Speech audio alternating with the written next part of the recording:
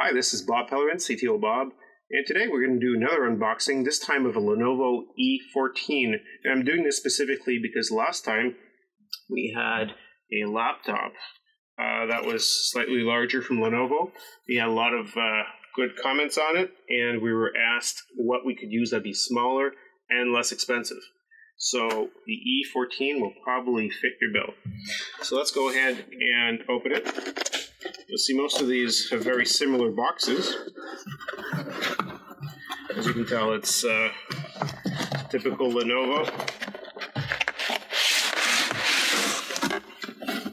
And the only other thing we have in the box are a little bit of paper, as usual, and the power supply. Now, what's really nice, and I appreciate it from Lenovo, is that they're using the USB-C to charge. So this is nice. It allows them to have a single interface. Let's go ahead and put this in. As you can tell, I don't know if you can read this. This is a 65-watt power supply. Again, this is a small unit, so it will not use a whole lot of power. It's very efficient. And as far as paper is concerned, well, you've got warranty information, and that's pretty much it. Don't expect CDs or anything else of the sort with anything modern. So as you can tell, it's very well packaged. Just back off on the side. You have a security seal here. Let's go ahead and it's going to rip the plastic more than it will the actual seal.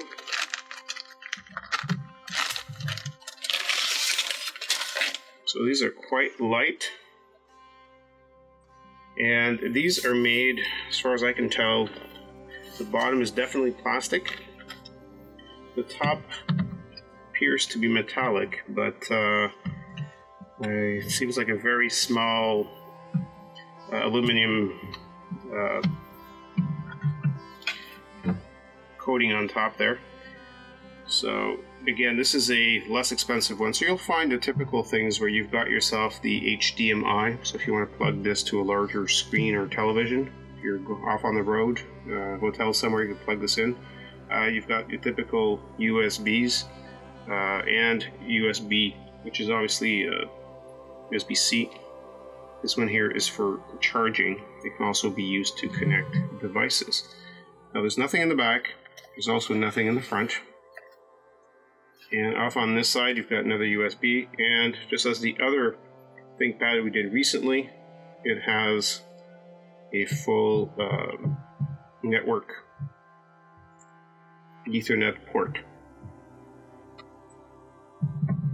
So let's go ahead and open this. So of course it is the smaller form factor.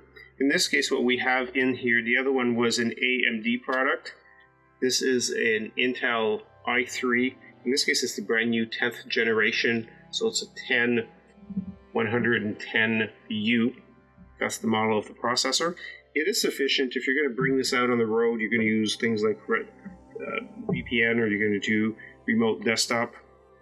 It's very sufficient. It'll do typical office and whatnot. So for business use, this is perfect. It does have only 4 gigs of memory. I strongly suggest getting an 8 gig or more. Of course, if you're going for low budget, this is the way to go. Also, it has a mechanical drive. It's a 500 gig in this case. I usually strongly suggest going with an SSD. And if you can, some of the manufacturers are using NVMe M.2 drives. Those are actually faster. Some of the questions I had was, how long does it take from when you get it out of the box to start using it?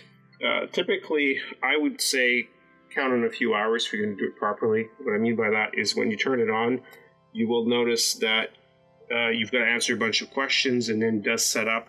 However, if you're going to hand this over to a user, you're going to want to make sure you have all the updates in place. And of course, if the user has Office 365 or other applications, you then have to add it. Adobe Acrobat would come to mind. You'll also probably want to add an antivirus in there. There is one built into the operating system, but I still suggest using a third party. Those tend to have better reporting. I'll turn this one on and show you roughly what the screen looks like. The keyboard itself actually has a very good feel. As you may know, Lenovo is known for their keyboard.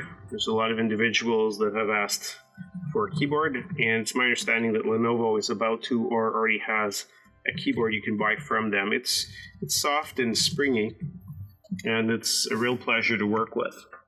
So let's go ahead and plug it in since there's no power in it right now.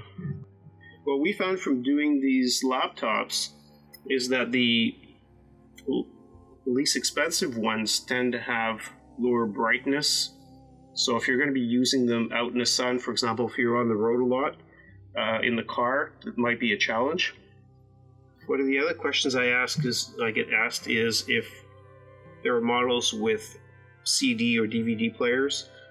Really what you'd need to do at this point is, instead of looking for something that would still have a legacy DVD player, go ahead and get an external one and just simply plug it into USB. That's really the way to go. One of the other questions I get is, will this do a 180? The 180, I believe they're referring back to the model, the HP that I was trying. In this case, you'll see this is about the limit of it, which is quite flat. But it won't go any further than that.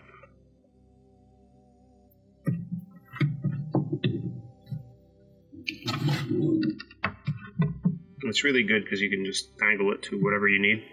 So if you have more questions, please put them below or send us an email. Visit our website, www.ctobob.com.